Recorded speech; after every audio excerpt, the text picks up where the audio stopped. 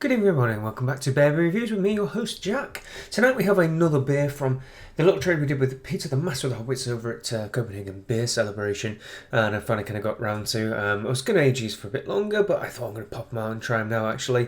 Now I've got a bit of a stopgap in my supply, might as well crack some open from the cellar, and if you have any abilities to read at all, you'll see that this is BeerHere, who are also Danish. He picked up quite a lot of Danish beers for me to try, which is exactly what we wanted. I took some English stuff across. This is Mørke, which is a Pumpernickel porter. Pumpernickel being the kind of a Germanic rye bread, I guess, with fennel seeds in, so I believe, and a favourite of my grandma, my German grandma, and something that I've eaten quite a lot of in my time. It's very distinct in flavour, and if you've had anything rye, you'll notice that kind of spicy texture to it. Now, BeerHere, I've done some fantastic little PDFs online that tell you quite a lot of details about the beers that they brew and the kind of concepts behind them. So I would recommend going and having a look at the website. It's only a temporary one, so they say, but they've got really interesting fact sheets. And from said fact sheet, I can tell you that this has got Marisota, brown malt, roasted barley, dehusked chocolate malt, crystal malt, rye malt, muscovado sugar, fennel seeds, Columbus, East Kent Olings, and SARS hops with some British ale yeast. So there you go, now you know, and it's clocking in at 7.5% as well, which is not too shabby for a nice standard porter. So, enough talking, let's crack this fellow on open and see what we've got. Ooh, that was a fizz. And pour us some out.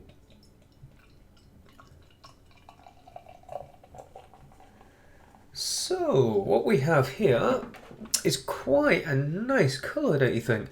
We've got that lovely sort of milk chocolate head on there that's lacing pretty nicely, and a wonderful dark body to it. There is like a little, just a tiny little bit hint of, around the edges of the glass, of some deep ruby red colours as well.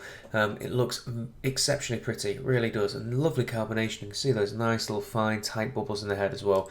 Looks pretty great, so let's give it a good old smell.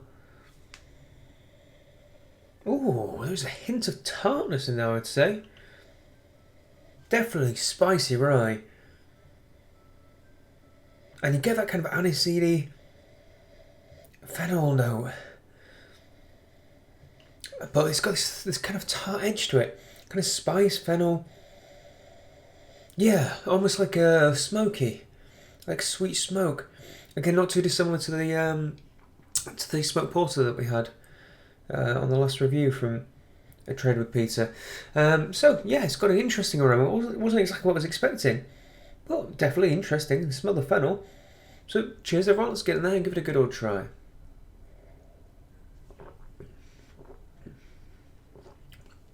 But you definitely get that zingy, licorice, aniseedy fennel flavour on the palate. Lots and lots of it actually. Almost kind of minty. And there's tons of slick rye in there as well. The mouth feels very, very oily and slicky like you would expect. There's lots of dark, bitter, kind of roasted chocolate notes in it too. A heck of a lot more body. Well, it feels like it's more kind of like an imperial, I'd say, like 10-ish% plus. In terms of body, it's big, thick and rich. Oh yeah.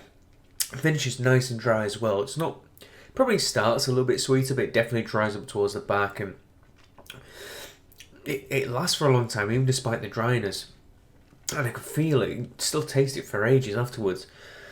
Yeah, although the aroma is somewhat muted, it's got that kind of slight tartness to it. It definitely drinks.